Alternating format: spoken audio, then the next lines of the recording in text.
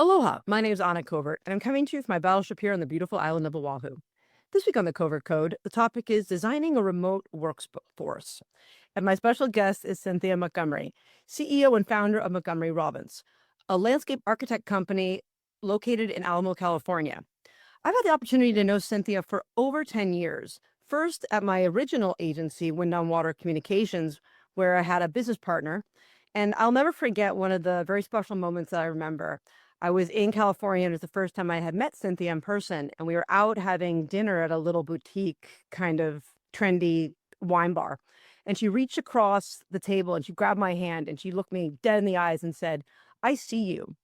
And, she did. And I think that was even before maybe I really saw the full me myself.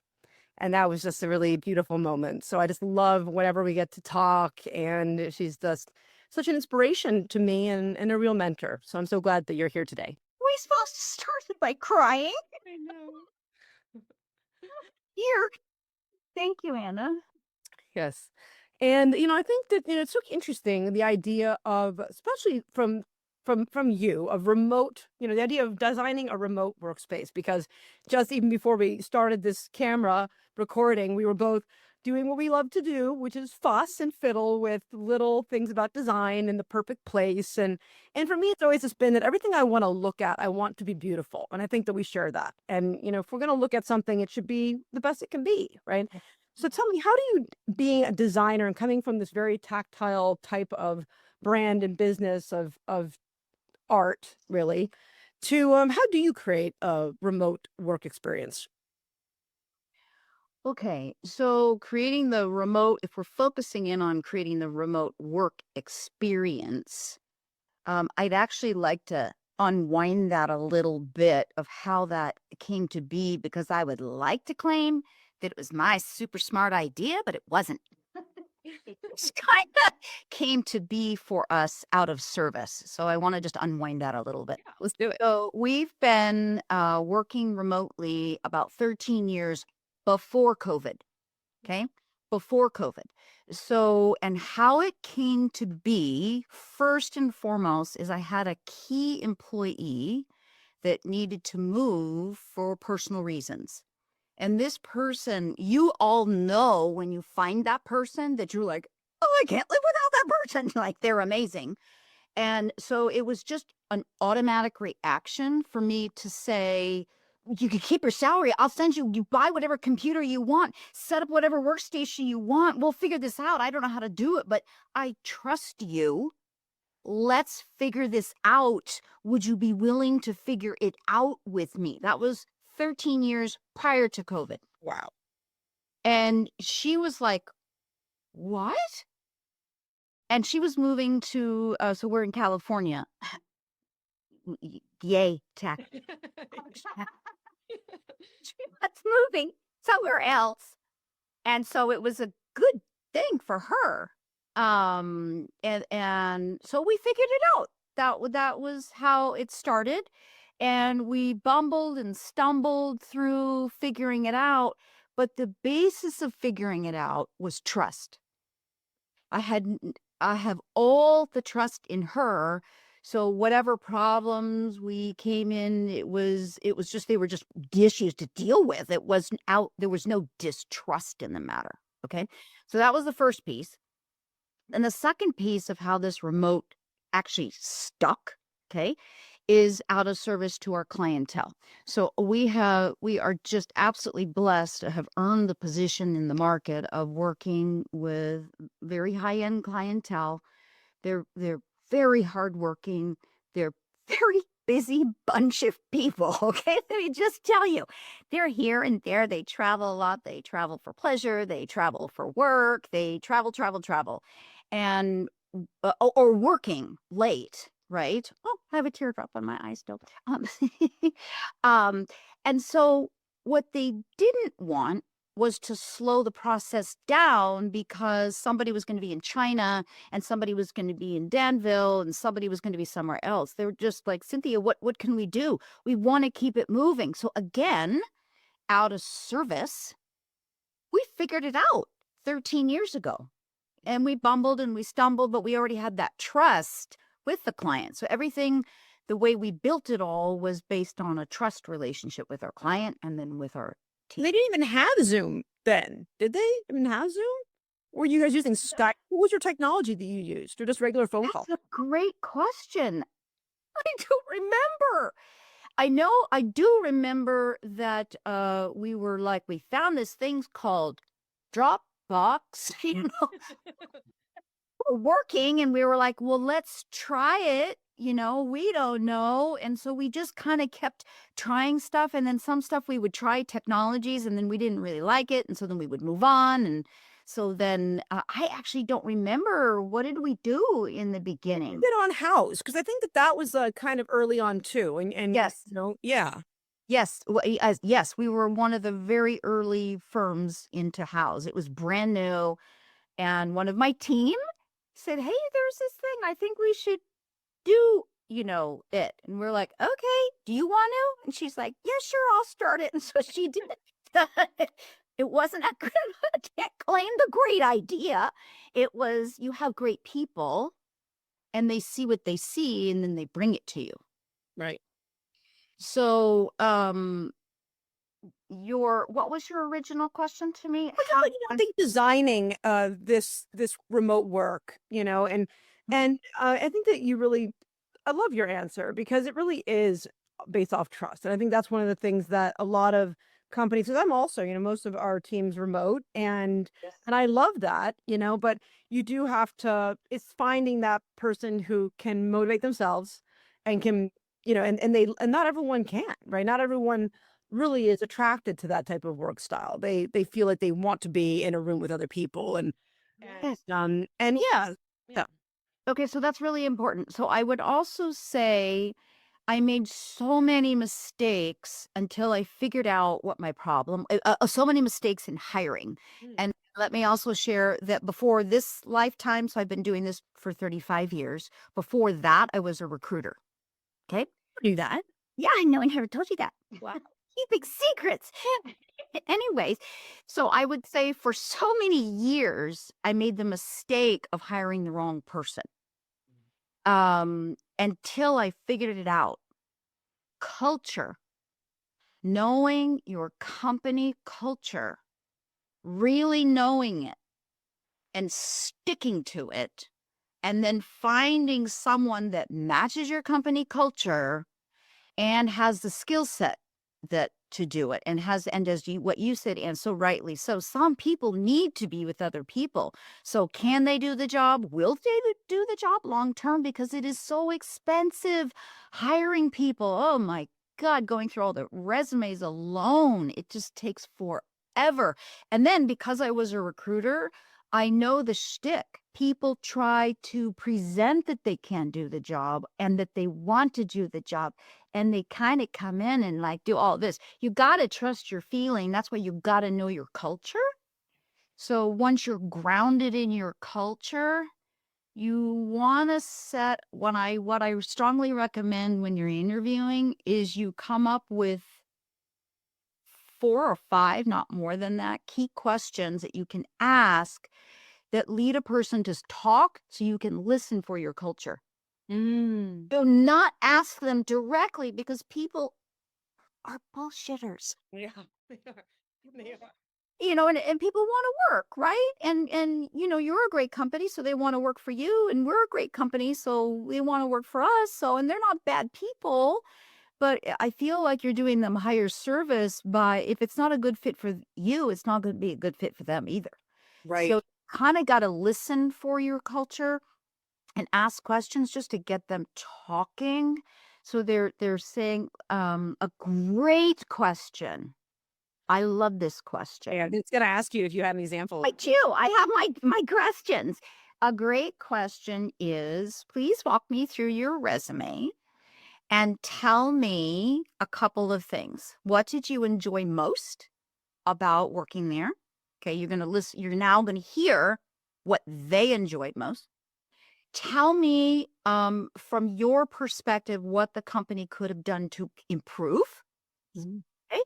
So you're listening for what they say. Okay. And then what is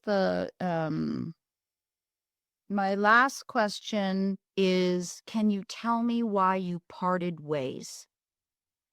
So we're not, there's no blame or shame. We all know we've all dated and then stopped dating, right? Wasn't a good fit, we call that, right? That's very good. But what you really want is for everybody like you and I are doing right now to talk authentically. And we're all a little afraid to do that. You know, when you get to be a certain age, or I'd chosen anyways, after I got to be a certain age, just to be my authentic self. And that's just easier for me. So you either like me or really dislike me pretty much right away. So Yeah. there's, and that's what you want is people talking. I think that that's really, really, really good advice and can be so easy to do. Especially and then I wonder if now with the role of AI, right, Yeah. creating, resumes for people, Oh, if it might be even more interesting because they really didn't even write their own resume. And then they're gonna have to talk about it. It's like, well, then that could be really telling. yeah, and one of the things I wanna hear people speak and, okay, so back to let's link it back to what we were talking about before of I trust our people, and something I treasure about you, Anna, is you have a lot of integrity and personal accountability. You are not a person I don't think I've ever heard you blame anybody ever for anything. You're always just looking how to improve. Okay, let's look at the situation. Let's look at what happened. And I really respect that. So I'm listening for that when somebody is speaking about their past job or themselves. Are they bringing personal accountability for things? That's so important. It's so important. No, Yeah, no, I think that then really, thank you so much because that is a very important thing for me I is know it is. that and I think that the most thing that I get most like railed up about, whatever, railed up, I think I know, but you go ahead. is about fairness, that and when people like, take advantage of others or it's not fair or they're not, then I get like really like, I've real seen fine it. figures. I've Yeah. seen it. It's Yeah. adorable. It's Yeah. Like I will just absolutely ferocious like like bite your ankles kind of thing. Yeah. Wouldn't the world be better if that's what we were all ferocious about? That we all just wanted each of us just to do the right thing the best we can at the time. Right. And that what if our best was we stepped on somebody's toes or we did something wrong, we say we're sorry and we learn from it and then we move forward. Like that would just solve a lot of problems if we all just did that.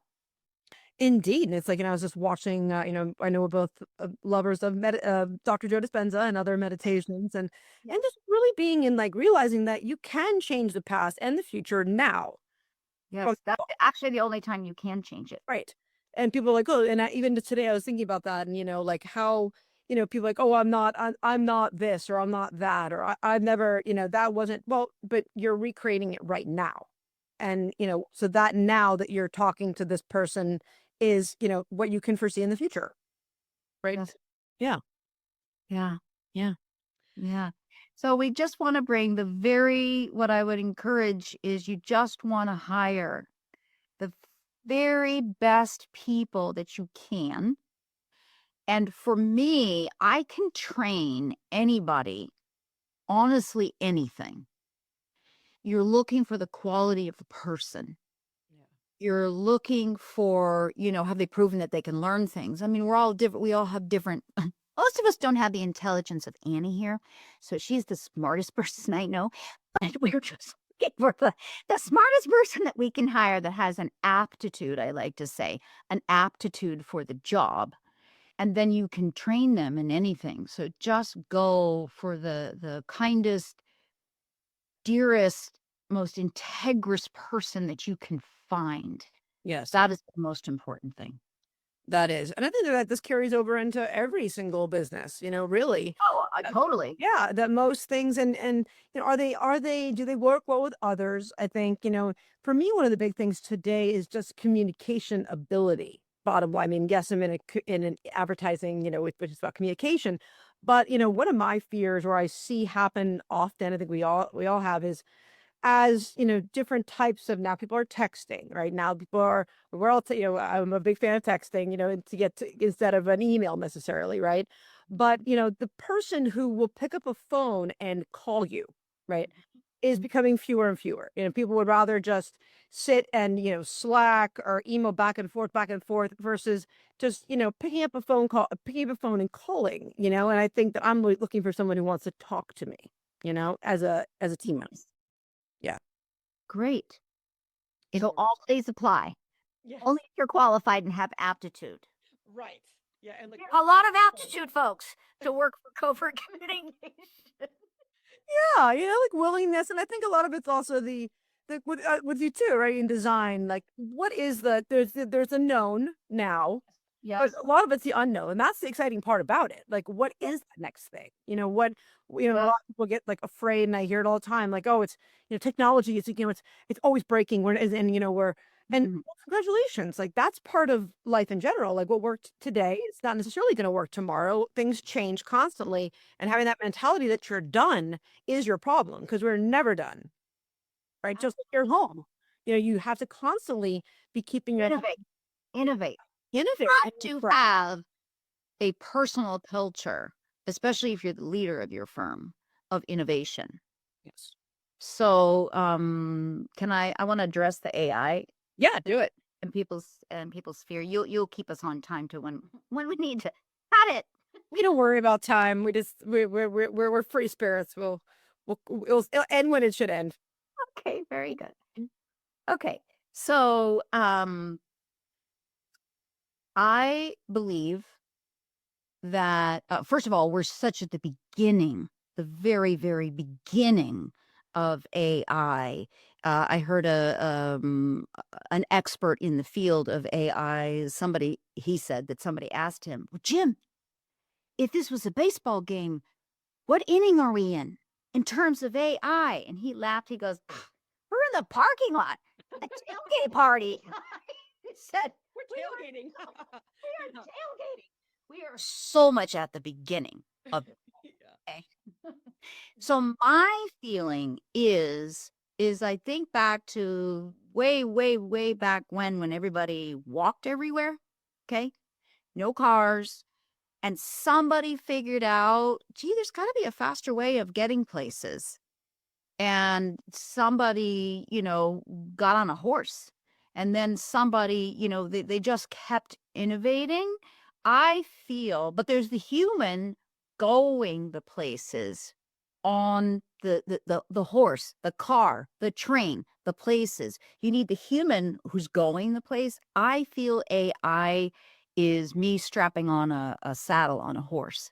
We're using it as horsepower, but we are the humans going places, and it's our humanity and our hearts that actually we're not that's what we need in the pairing of the speed that we can get with technology, with wrapping in our humanity. There is a place for every person on the planet. I believe if you follow um follow what's within that guides you, that really brings you joy. Sorry to sound so schmarmy here, but, just follow what truly feels right to you to do, and then loop in the technology and bring your humanity to it, and everybody will have a perfect job. They really will. I mean, Don't you think yeah, that? because then you can do exactly what you want to do, like, there's so many things that no one wants to do, or they're not being done, I mean, as a for instance, and I struggle with this all the time, with clients, not using their CRM, right? And then the struggle of like, oh, like, this isn't the right technology for us. Well, no technology is right for you because you're not accepting that you have to use it, right? And in this way, and I have a new client now, and he's got this product. It's called Connected Conversations. I think someone like you would really like. So instead of like I have, Zoom and my phone and Slack and Microsoft, and you have Teams, and I have this, and and we have to update all these different places. Well, it just takes that away and says, you know what, that concept like let them, like Yeah. Robinson is like it's like just let them pick what they want, and from that device, I could update everything on every and wherever someone else is, right? So I don't have to go into Slack and email and here and there. Like Yep. we can use this connected conversation, and that Yep. can even stretch across partners because the supply chain that he specializes in um, really is, there's all this trickle down, or they call it the bullwhip effect. When, like when exactly when we talked about COVID, like the toilet Yeah. paper shortage, and then that trickles down through the supply chain, and by the time that they get the signals, then there's too much toilet paper being ordered or being created, right? I still remember the text you sent me. Cool. And you're like, and diarrhea isn't even a symptom. I still laughed about that. Why are people buying toilet paper? I know. It was so weird, but the panic, and We're gonna have and to just cut that out. Fascinating. you know. Out. Oh gosh, but I think it's just about, like, if we really think about this technology and like how it can really help us if we're honest with it and we're sharing this data with it and we're, being truthful to it, because what this has uncovered for me is that how untruthful we, and maybe we don't mean to be, but we're not. It's kind of like, it goes, there's a little bit of a redirect, but kind of reminds me of, when we did Nielsen television scoring back in the day. Like, how did we, so Nielsen would send people in the mail a little survey and like a $1 bill. I don't know if you ever got one. Yeah, yeah, And it was like, hey, help us rate, write down what you've watched this week. yeah. And here's a dollar that, or $2 or whatever it was. And then you thought, like, okay, well, you're going to do it because they gave you money and the reciprocity was in full effect, right? But and that's what we had at the time, and it was as good as it could be. But we realized later was that people, they didn't actually do it. They did it from memory. They didn't really do it from what they actually watched. They'd be like, "Oh, well, usually on Tuesdays I watch Wheel of Fortune." And so they were doing it because they weren't doing it in real time, and they were doing their best, but it wasn't necessarily the truth, right? And that skewed the television rating. So then we started getting digital boxes. We started to see, well, oh, well, it's different behavior than they're telling us that it is, because we can actually watch their behavior, right? But it's that, like, switch between what is real and what we think is real, and what we're communicating, because that's part of this problem around with AI, right? People are so scared of it taking their job that they're not using it or being truthful with it. Mm. And if they were, or if we were as a community, I think that you're right. Then it's like everyone can have the perfect job, because you it's going to do all the weaknesses, and you'll be able to anticipate needs and all of that. Something that I found very uplifting, with this AI expert in the field said that, and maybe this is scary to some people, but I found it uplifting, is that 45% of what AI can do is administrative. And so I thought, okay, how can I use that to support me to better do my job? So if all of us can, how can we bump up and add value to our team? How can I personally add value? Let's not be scared, because scared we're just going to be ostriches with our fannies in the air, right? Let's find out what could I personally do to add value to my team and to use technology, to be honest with it. You could even ask it, which is fantastic. Tell it what you do. Tell it that you want to add value to your team. Throw out some suggestions, and then just be a role model for your firm. Lift up those around you, like your favorite other people, maybe even non your favorite, maybe not the assholes that stab you in the back, just leave that to themselves. Your favorite people. Um, but look to add value. Don't let fear grip you. Yeah, and you're right. And not only that, but the AI, I think people think that it's like the gospel truth. And the fact is we know it's learning too. It's learning from us, right? Yeah. And so you can disagree with it. Like, I love, like, I was watching Oh, yeah, I yeah. do. Oh yeah, and be like, talking about ethics, and it's like, well, that's not true. What about this? Or like talking about, and it's like, oh, that's a good point. Like, and it communicates with you, like, oh, well, I missed that. Thanks for pointing that out to me. And like, Yes. and we can train it to be like, like a superhero psychic, that it could predict these weather, issues we're having, or solve problems of supply, and just, and I think we really are, and then freeing up this extra time to be innovative. Yes, yes. So that's what I encourage, those of us that are scared. And I have had people on my team that are scared, and I've just shared what I've shared, here, is that don't be scared. Let's use it. Let's how can we add more value? How can we have it not do the things that what's the least favorite part of your job? What is the least favorite part of your job? Start there. Do that. Yeah, exactly. Let AI do it. Exactly. And then let's talk about in the world of design and architecture and landscape architecture, is AI, how are you guys using AI now? Can it be even help like further creativity and like create more ways that you can show someone, like are you using any of that like rendering or what's it called? Like the Yes. augmented reality to imagine this thing in your yard? Yeah. So, okay, so in a couple things to say about that is there's a little because of Instagram and all these little things that people see, all these, like, wow, like you can have that. And there's like a yard zen, I think, and they just do like pop up the whole visual of your landscape. If you have a perfectly flat, I'm going to answer your question, but if you have a perfectly flat square backyard, that's probably a really cost-effective choice. But if you have a yard that has any spaces or it's a remodeled space, then it's going to be trickier to really get it right. And that's where the problems come into play. So people think now, oh yeah, well just, click the button and just it'll pop. The design will just pop up. That's not how it works. You have to, it's like code. If somebody said that to you, Anna, well, just push the AI button and then the code will just come there. And that's not how it works. Exactly. That is actually not how it works. And anybody that's telling you that's how it works is trying to sell you something. That's right. And whatever they're trying to sell you is not going to be high quality. Sure, they'll get their money and you'll get something, but it's not your fault that you don't know that that's not the high quality. Or the risks, I always think about risk, Oh it's my like, what gosh. is the risk of this? You're even thinking So about it. many. They'd start digging and now they're going to hit plumbing lines or, whatever else, a tree trunk or something, I mean, No, that's my technical way to describe it. that's great. At least once a year. And so, part of the back end stuff that we do is, because we want to make sure we're doing it right, because we are a licensed landscape architecture firm. So we are, which is different than a design. So we are licensed. We have to we're bound to do things correctly. And always once a year, I get somebody who's hired another firm and who went to go get permits and they figure out they can't do what they've already paid for. Oh, wow.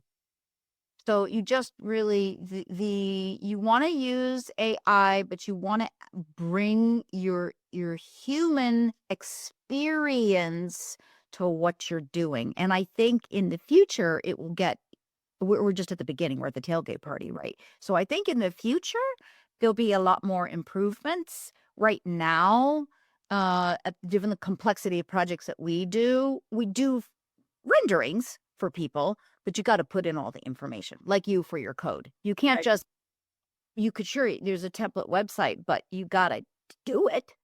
Yeah, I was wondering about like goggles. I got a pair of those meta Yeah. goggles. It's like to imagine what it might be like Yeah. to have a like a beautiful backyard, or what do they call the little pergola?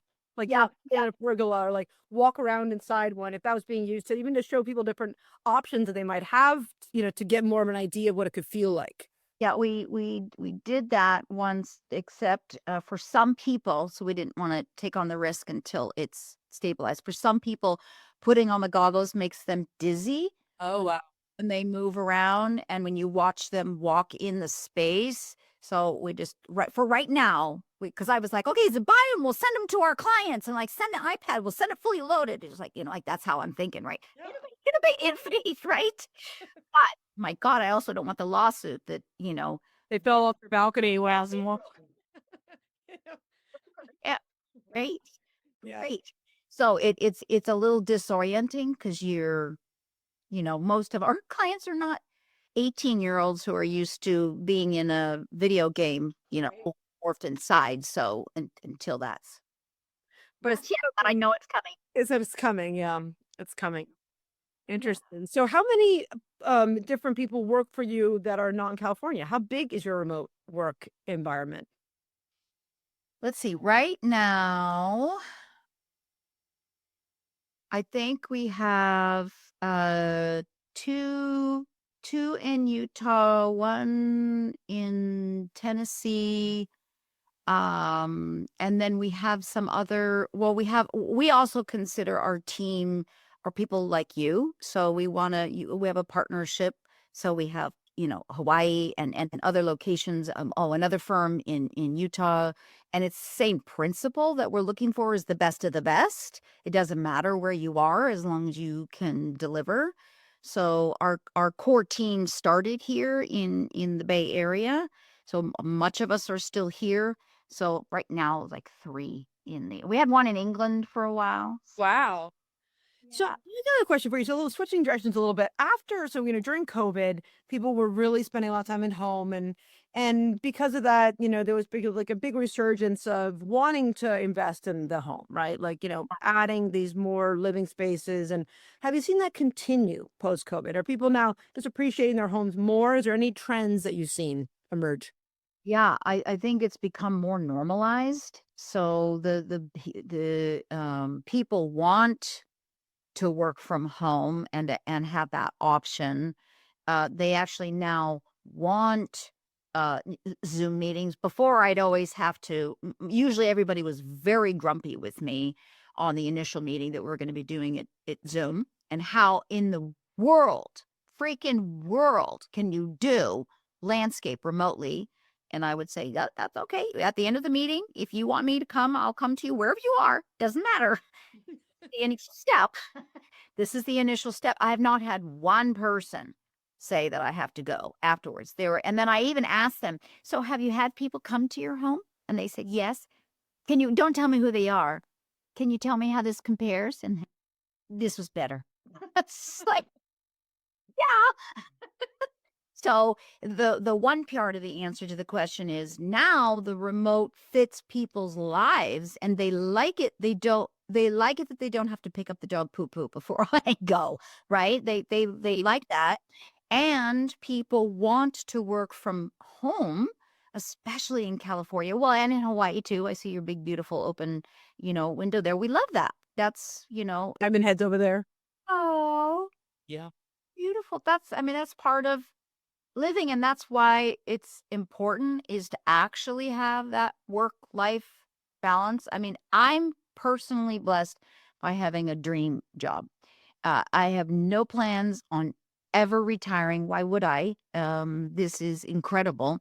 It's just having a wonderful team around me and us. My husband is also our founder, so that I can just have the work balance that I want, and I work from home too, and that's what people want now. They hear about it from other people, and they want it. So, yeah, it's They do, and then what are your thoughts on, now it's so interesting. Remember I had someone else on as a guest, and they're talking about this shift back, right? That a lot of now big corporations are changing their mind in whatever leadership capacity, and they're making people come back now. forget, And yeah. that almost is like a return of and I think for women in particular, this is becoming more of an issue, right? Because they were the ones before who had to give up jobs because they had to take care of their family, or it didn't with a daycare or whatever it might happen. But being able to work remotely like really opened up this opportunity for that they could keep their jobs or work from home. And now what I'm hearing is that a lot of like, women in particular are not going back to the workforce, Mhm. and it's interesting. Well, see, that's where I think the balancing where we were talking about before of you got to find someone that's going to fit. So big extroverts. I'm an introvert, although I fool people sometimes. I love people, but I just relish my time with myself and my plants, my plants. And so if that is what supports you as a human, you should work in that kind of an environment, right? You should be out and with groups of people. If you're a family person, dads and moms, now, or whatever pronouns people are using, Right. a parent, right? You want to be able to get up early, do a little bit of work, make breakfast, get a little bit of work done, go do these things. You want to be able to do all that. So we just each have to find our way.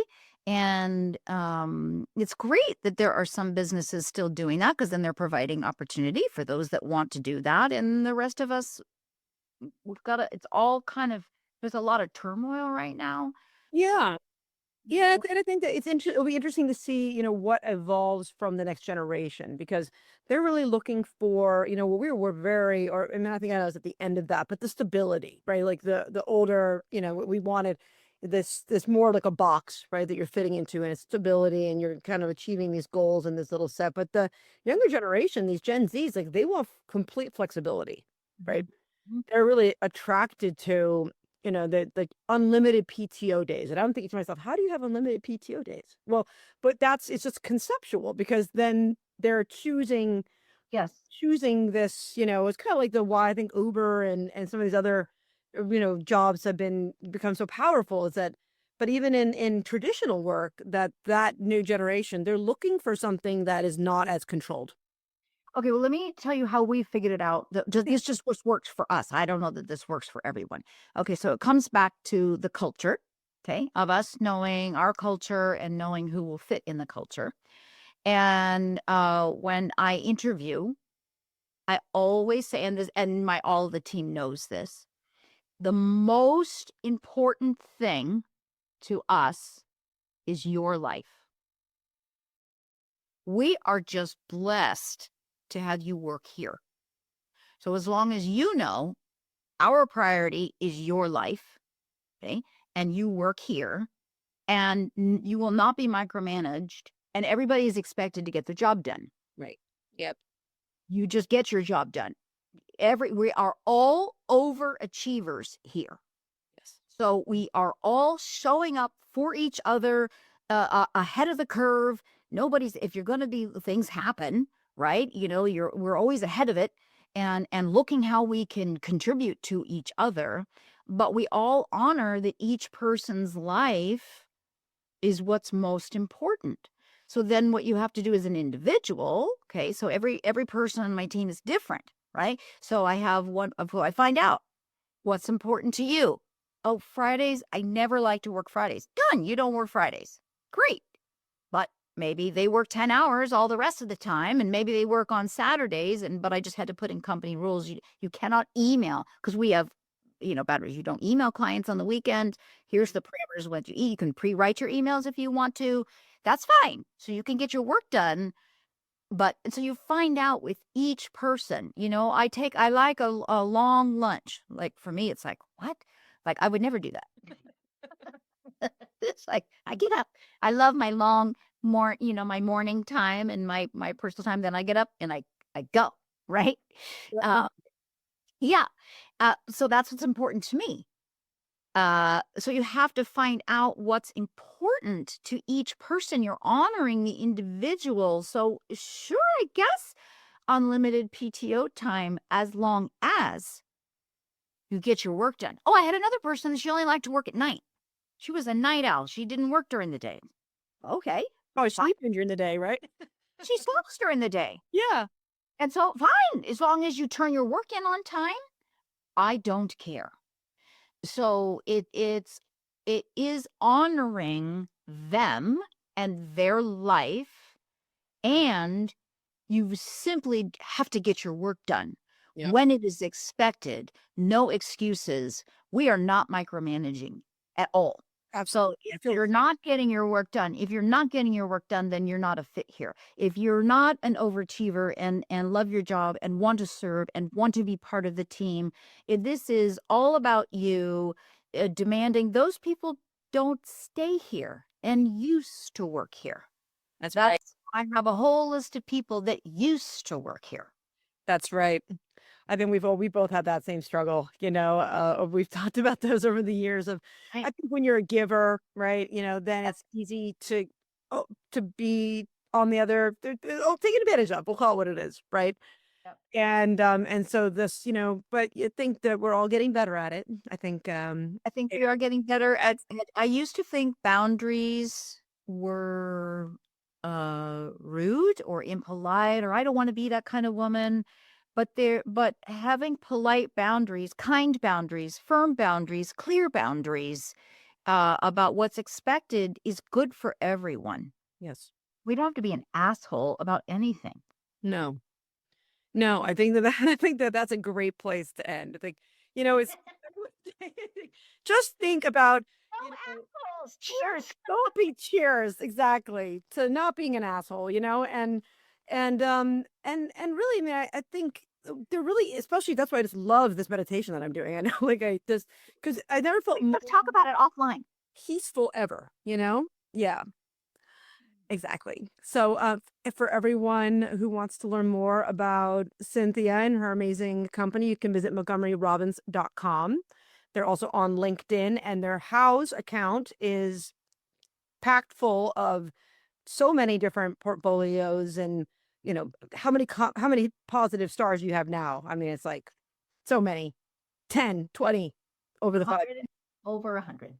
over 105 stars, not 10 stars, but and so definitely go check her out and to please join me next week as I interview another industry expert on a topic to help you succeed on and offline. I'll see you in the pixels. Aloha.